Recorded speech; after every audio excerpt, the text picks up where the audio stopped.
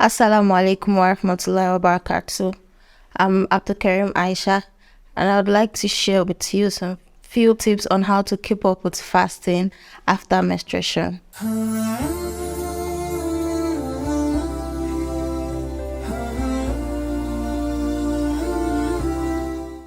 As we all know, Ramadan is a month for fasting. It's a month where Allah has commanded all Muslims, to fast compulsorily with few exemptions. It's a month of blessing, it's a month of mercy, it's a month to be more closer to Allah. It's a month of opportunity and a month of double rewards from Almighty Allah based on your activities during the period. It's a month of intense spiritual rejuvenation with heightened focus on devotion, during which Muslims spend extra time reciting the Quran and partaking in other acts of worship. However, sisters face a different productivity challenge based on menstruation or postnatal bleeding, whereby we miss some periods during some days of fasting during this period based on the body system. Some could be for 5 days, while it could be for more than a week, whatsoever, based on the body system. So how do we keep up with fasting during this period? How do we keep up with our ibadah? How do we keep up after, menstrual, this period of this missed period? There is an hadith of the Prophet ﷺ that says actions are judged according to one's intention. So as a Muslim, our intentions has to be sincere, and it has to be sincere at all time. We need to know that we are doing this act of worship to please Almighty Allah subhanahu wa ta'ala. So when these intentions are clear, when these intentions are sincere, Allah makes these activities or this act of worship easier for us, to carry out. Another important thing for us to note is to have a proper planning. For us to have to achieve a lot during Ramadan, it is essential for us to have a list of goals of what are those things that we want to accomplish during Ramadan.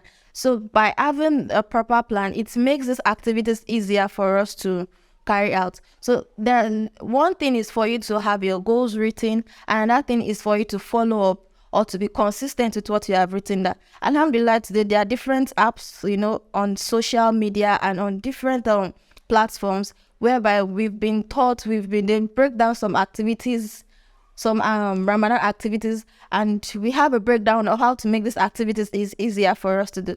Example is the recitation of the glorious Quran. We have some platform that has broke it down for us on how to accomplish maybe 2 juzus or 3 juzus per day, and the list of activities that we can carry out during this period. So it is essential for us to have these things in record. Okay, these are the things I want to do. These are the activities I must accomplish every day. So it makes these activities easy for you. You can't just go into Ramadan without having a plan. No, you might not accomplish as much as you ought to, because every minute, every second, every hour counts in Ramadan. It's a month of maximizing every opportunity. So the smallest of itself, you shouldn't make away with any small, minutes in the month of Ramadan. So one thing that also make this easier is having a chart. When you have a chart, you'll be able to tick these activities daily, and this would help you to keep up, have a good record of your daily ibadah. It is important for us to also factor our days off too. Don't let us neglect that period. Okay, I'm only looking at days I'll be fasting, while excluding the days will be off. Include activities for those periods too, so that when we are off, there are things we have to do to keep up with the spirit of fasting. So another thing that we need to do that is most important is to stay connected while we are off, or while we are menstruating or whatsoever during this period. We stay connected. What do I mean by this? Not putting aside all act of worship. Fine, we cannot perform the obligatory act of worship like observing salat, fasting, reading the Quran from maybe the Mus'haf or something. So, but there are other activities that we can do. In fact, so many activities to partake in. One of them is constant dhikr, remembrance of Allah, your subhan, your tasbih, your tahmeel, like that. And also staying connected with the Quran. How do you stay connected with the Quran? By listening to the Quran, by reading tafsir, by pondering on its meaning. We can pondering on its meaning, other things that are going, attending Islamic lectures, or you listen to them, and also reading Islamic book. So in a nutshell, the most important thing for us is to stay connected while we are off. Do not exclude yourself, because this period, sisters feel relaxed once they are off Salat. Like, thank God we have a break. Let me relax.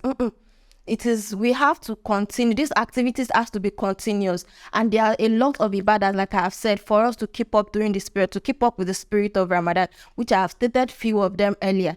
And last of it that I want us to note is the intention. Once we are done, we have purified ourselves after this period, let's renew our intentions over again.